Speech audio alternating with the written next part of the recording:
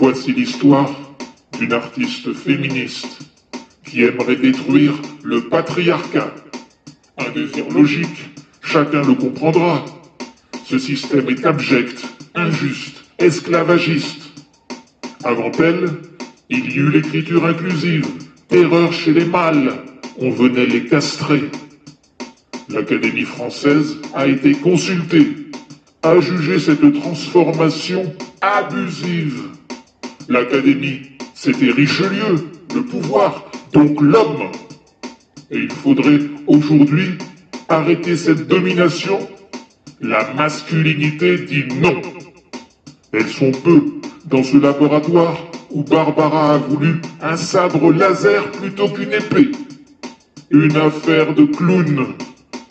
La raison balayée par le puissant simoun du sexisme. Que reste-t-il dans ce désert? Quelques essais. Puis, elle est enfin arrivée, féminisant le langage autant que possible, concluant par des « Pour eux, c'était horrible. Jamais et souvent les ont épouvantés. Ce qui prouverait qu'ils sont loin d'être invincibles. Ils n'avaient plus qu'à laisser monter la colère. Ils lui ont envoyé des messages pervers, cruels et menaçants. Elle devint leur cible. Harcèlement continuel, la lâcheté. Planqués derrière leurs écrans, ils écrivaient, promettant la mort à celles qui se battaient simplement pour qu'apparaisse la parité. Ils aiment bien se mettre en groupe, en troupe, en bande, comme les hooligans. Il faut qu'ils se rassurent, et la bière ne peut laver leur salissure. Leur sagesse, un reflet de leur propagande. Sera-t-elle d'accord avec ce que j'écris? Je ne sais pas. Et ça n'a aucune importance. Sur certains points, on peut trouver des dissonances, mais je défends la femme. Cela me suffit. Et ce fut sans la féminine universelle. Cela viendra un jour. Je me sens presque prêt. Passer par la langue produira ses effets, inévitablement. Cette concept est belle. Cette artiste, de plus, est loin d'être vilaine. Selon les canons propres aux masculinistes. Ce qui fait monter l'irritation des machistes. Tu ne cesses d'accroître leur rage, Tiphaine. Changeons de sujet. L'arborescence le veut. Revenons à cette prohibition du sport. On peut croire que je voudrais m'en prendre au corps, puisque l'AVC m'a rendu moins vigoureux. Dans le discours, j'aime me placer en avance. Normal, cette idée nourrie par la rancœur. Il ne peut plus courir, ce triste rabâcheur qui veut réduire l'autre à la pire impotence par simple jalousie. Non, ça ne marche pas. Jamais je n'ai fait partie d'une association sportive. Il faut la chercher ailleurs, ma passion. Je te laisse le foot et ces beaux résultats dont je ne connais rien. C'est vrai, j'aimais courir. Si pour pouvoir marcher, il me faut une canne, c'est sans aucun regret que je prends la chicane que m'offre le destin. Accepter, c'est grandir. J'étais couché à l'hôpital, la nuit tombait. Sur le lit voisin, un homme téléphonait à sa famille. Je l'entendais assez bien. Il se mit à discuter avec son gamin. Alors, j'aimerais savoir, t'as fait pipi au lit? Un silence se fit, la réponse venait. Il eut un rire idiot, bêtement satisfait. Bravo, t'es plus une fille, tu as bien grandi. Il y a cette question qu'on peut se poser. Les humains qui adorent le patriarcat, qui verraient tout en haut la place du papa, celui qui peut parfois rudoyer sa moitié, qui préfère qu'on taise la domination exercée sur la femme, et qu'on admire enfin les mérites de l'homme, maître du destin de sa famille, de toute la société, toujours prêt à faire respecter les frontières du pays, par la force, si c'est nécessaire.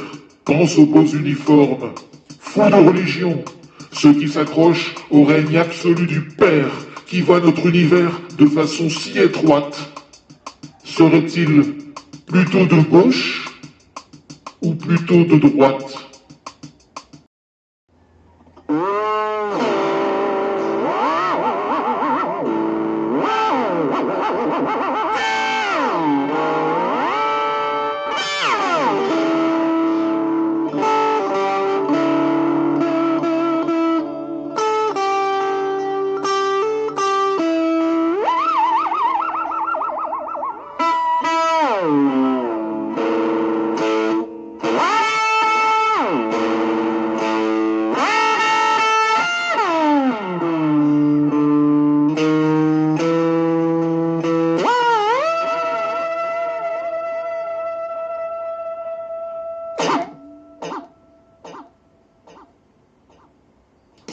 Les chiffres, c'est utile. On voit ce qu'il en est de façon plus précise. Une femme tuée tous les 3 jours, l'homme n'a rien à répliquer et c'est parfait. Il se taise sur le sujet puisqu'il a tort. Et ces 3 jours coupent la chic à ceux qui donnent raison aux lâches cogneurs, aux sadiques, surexcités par ces horreurs. Que peuvent-ils répondre à de vraies statistiques? Il faut qu'elles soient justes, dûment vérifiées. La mauvaise foi des misos est étonnante. Ils rejettent l'INSEE de façon désarmante, coincés dans leur folie de masculinité. Revenons à un quotient déjà indiqué. Supprimant 5 fois plus de femmes que l'inverse, ils nient leur vilenie, affirment que s'exerce seule leur naturelle supériorité physique. J'ai déjà réglé cette question. En 19 de ce siècle, on a tout calculé. 146 femmes ont été tuées, seulement 27 morts. Je fais la division et trouve 5,4. Lâcheté! Cette saleté étouffe les haïsseurs, nuit à leur jugement, et étale leur peur au grand jour. Et on sait qu'ils ne vont pas changer. Ces statistiques proviennent de l'intérieur. Pas assez fiables? Je ne peux pas faire mieux. Désolé. On essaie d'autres calculs. Tu veux? Il arrive qu'ils se suicident, les tueurs de femmes. Regardons ensemble les données. À nouveau l'intérieur. Pas question d'inventer. 2019 encore. Année captivante.